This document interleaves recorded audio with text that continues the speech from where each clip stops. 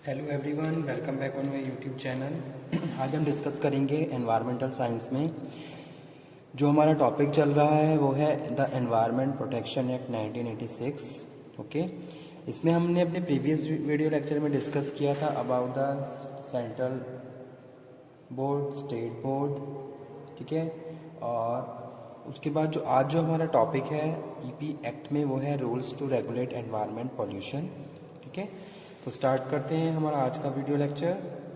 The central government may by notification in the official gazette makes rules in respect of all or any of matter referred to in section 3। Okay, the standard of quality of air, water, soil of various area and purpose. Okay, तो यहाँ पे हम बात कर रहे हैं rules to regulate environment pollution. कौन कौन से रूल्स बनाए गए हैं to regulation of environmental pollution and the practices we have to prevent. तो किस तरीके से उन प्रैक्टिसेस को रोक सकते हैं और जो रूल्स एंड रेगुलेशन है उनमें हम काम कर सकते हैं, तो वो हम डिस्कस कर रहे हैं यहाँ पे। तो central government may by notification in this official gazette makes the rule. Okay, तो central government make the rules in respect of all these matters. इन मैटर्स के रिस्पेक्ट में गवर्नमेंट ने क्या है रूल्स बनाए हैं। तो फर्स्ट मैटर क्या है कि भाई क्वालिटी ऑफ एयर, ठीक है।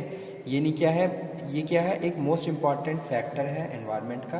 Quality of air, quality of water and quality of soil of various area and purpose, ठीक है।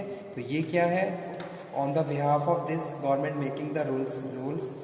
Okay, the standard of quality of air, जैसे कि मैंने अपने प्रीवियस वीडियो लेक्चर में भी एग्जांपल कोट किया था कि किस तरीके से मेट्रो सिटीज़ और वहाँ पे जो ट्रांसपोर्टेशन है या जो इंडस्ट्रियलाइजेशन है उससे एयर जो क्वालिटी है वो डाउन हो रही है। तो उसके लिए गवर्नमेंट ने बहुत सारे रूल्स एंड रेगुलेशन बनाए, प्रोविज़न बनाए और उनको इम्पोज किया गया इंडस्ट्रीज़ में और लोगों के लिए, ताकि इन सब चीज़ों को प्रिवेंट किया जा सके। तो पहला जो रूल है वो इसी से रिलेटेड है, जो कि यहाँ पे हम बात कर रहे हैं standard of quality of air. और उसी के बाद फिर हम बात कर रहे हैं standard of quality of water और सॉइल, ठीक है, ऑफ वेरियस एरिया। यहाँ पे हम क्या कर रहे हैं, डिफरेंट एरियाज़ की बात कर रहे हैं और उनके इंस्पेक्शन एनालिसिस की बात कर रहे हैं। ओके, तो वो यहाँ पे लिखा हुआ है।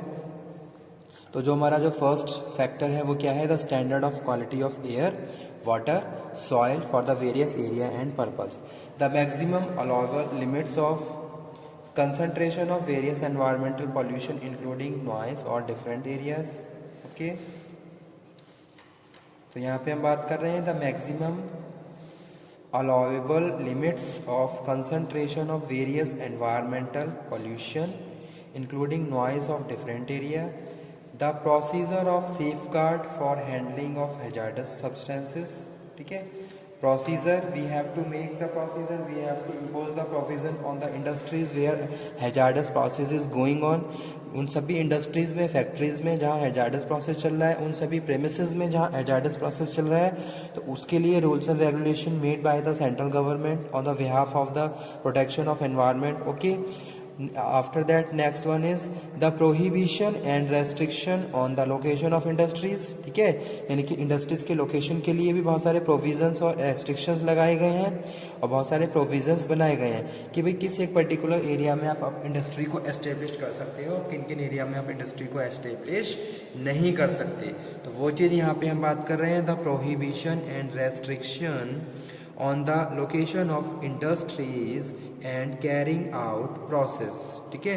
और कहाँ ये सारा प्रोसेस हम कैरी आउट कर सकते हैं, जैसे कोई भी केमिकल इंडस्ट्री है तो वो कहाँ पे एस्टेब्लिश होनी चाहिए, उसके लिए भी कुछ रूल्स एंड रेगुलेशन, कुछ प्रोविजंस बनाए गए हैं जो हमें फॉलो करने होते हैं। तो वो यहाँ पे हम बात कर रहे हैं। जैसे सपोज मैं कोई भी अपनी एक एक्सपोर्ट हाउस को ओपन करने जा रहा हूँ, जिसमें मैं क्या कर रहा हूँ, मैं एक तरीके से वुड का कोई फर्नीचर है, फर्नीचर गिफ्टेड, और कोई भी एसेसरीज़ की बात करें, किचन एसेसरीज़ की बात करें, डेकोरेटिव कुछ आइटम्स की बात करें, तो उनके लिए मैंने क्या करा, एक एक्सपोर्ट हाउस ओपन किया। अब उसके लिए सबसे पहले मुझे गवर्नमेंट से परमिशन लेनी पड़ेगी। क्यों? क्योंकि मैं वुड को वहाँ पे as a raw material use करूँगा। तो वो यहाँ पे हम बात कर रहे हैं भाई, यहाँ पे जैसे सपोज यहाँ पे लिखा हुआ है द प्रोहिबिशन एंड रेस्ट्रिक्शन, यानी कि रेस्ट्रिक्शंस हैं जिनमें हमें काम करना होता है। आप ऐसे ही कहीं पे भी इंडस्ट्रीज़ को ओपन नहीं कर सकते, और उसको अगर वहाँ पे जो भी आप रॉ मटेरियल यूज़ कर रहे हैं, जैसे कि आप एज अ वुड वहाँ पे यूज़ करेंगे, then so due to this reason you have to take the permission of prescribe government, appropriate government जो भी है उनकी परमिशन लेनी पड़ेगी, तब जाके फाइनली आप क्या कर सकते हो, जो भी कंट्रोल बॉडी है और वहाँ से आप परमिशन लेने के बाद उसको as a raw material use कर सकते हो। ठीक है, तो यहाँ पे हम क्या बात कर रहे हैं, यहाँ पे हम बात कर रहे हैं rules to regulate the environment pollution, यानी कि रेगुलेशन किस तरीके से एनवायरनमेंट पॉल्यूशन को के लिए प्रिवेंटिव एक्शन ले सकते हैं, और जो भी फैक्टर्स हैं जो हमारे एनवायरनमेंट को पोल्यूट कर रहे हैं उनको प्रिवेंट कर सकते हैं। ठीक है तो वो यहाँ पे हम बात कर रहे हैं the procedure and safe guard for handling of hazards substances. पहली चीज़ ये, ठीक है, जैसे सपोज आप फैक्ट्री आपकी कोई वुड की इंडस्ट्री है तो आप वहाँ पे बॉयलर भी लगाओगे। ठीक है, तो अगर कोई इस तरीके का हैजार्डस वर्क चल रहा है उसके लिए prescribe rules and regulation made by the government. Okay, तो वही चीज़ यहाँ पे हम बात कर रहे हैं procedure and safe guard for the handling of hazards substances. तो यहाँ पे हम एम्प्लॉयज़ के रिगार्डिंग ही बात कर रहे हैं कि अगर कोई भी employ he who is engage in hazardous process you have to provide safety measures, आपको उनको भी सेफ्टी मेजर्स प्रोवाइड करवाने होंगे। ठीक है, और उसके बाद जो नेक्स्ट है the prohibition of restriction on the location of industries, आपकी इंडस्ट्री की location that must be consider by the government. ठीक है, उसके बाद यहाँ पे जो स्टूडेंट हम बात कर रहे हैं वो है यहाँ पे ऑपरेशंस। ठीक है, तो यहाँ पे हम ऑपरेशंस की बात कर रहे हैं and operations in different areas.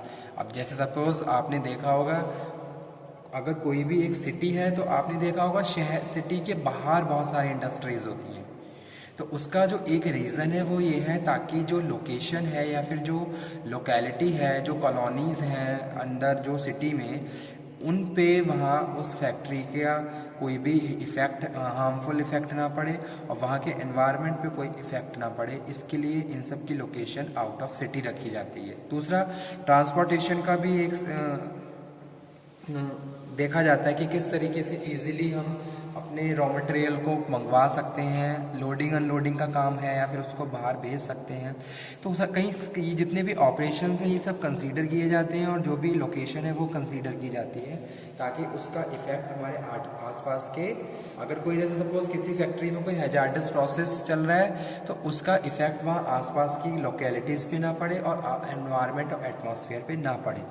Okay, so that's why we have to consider the location of industries also, and government makes rules and regulation according to this and provide a safe environment or atmosphere to the pupil. Okay, after that next one is the procedure and safeguard for the prevention of accident which may cause environment pollution for providing the remedial measure for such accident। ठीक है, जैसे कि suppose कोई accident जिसकी वजह से हमारा environment pollute हो रहा है और बहुत सारे रेमेडीज़ जो गवर्नमेंट के द्वारा बनाए गए हैं जो हम यूज़ करते हैं, जो हमने अपनी जो गवर्नमेंट ने फैक्ट्रीज़ पे इम्पोज किए हैं ताकि इस तरीके का कोई एक्शन हो तो उसको किस तरीके से कोई इंसिडेंट हो तो उसको किस तरीके से मैनेज किया जा सके।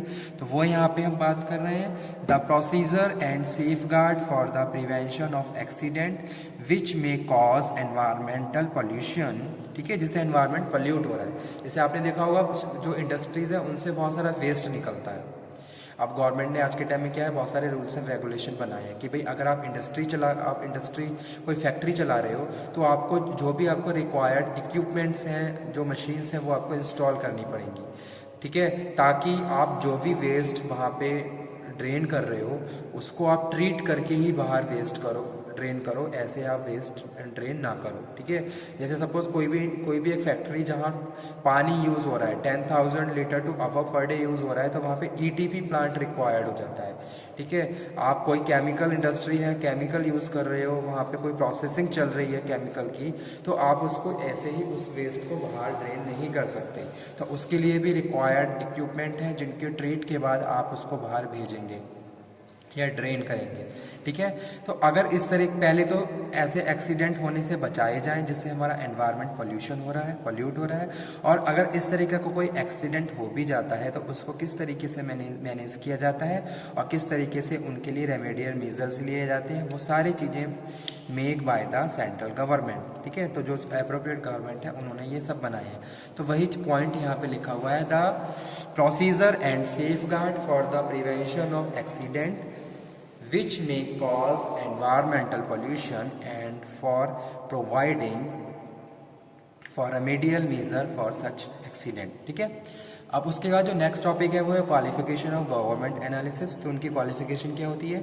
Graduate, they must graduate in science from the recognised university, okay, and they have also 5 year experience in lab engaged in investigation, testing और एनालिसिस। ठीक है, यानी कि उनके पास क्वालिफिकेशन जो है वो ग्रेजुएशन होनी चाहिए किसी भी रिकॉग्नाइज्ड यूनिवर्सिटी से, और 5 साल का एक्सपीरियंस होना चाहिए किसका?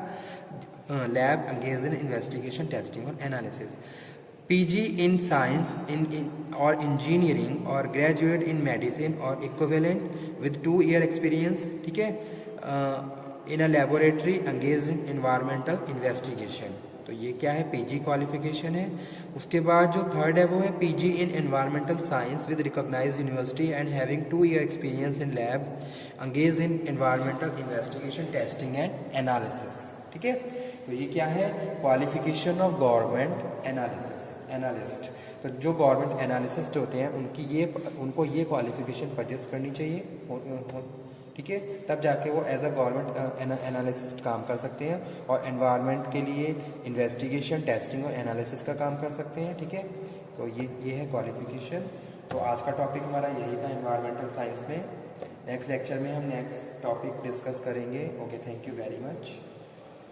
तो आज का टॉपिक हमने कवर किया क्वालिफिकेशन और rules to regulate environment pollution.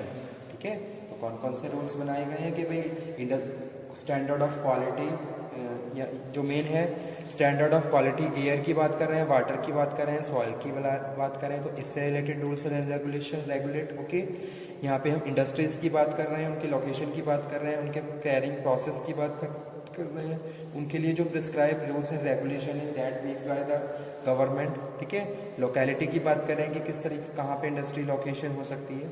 Okay, thank you very much.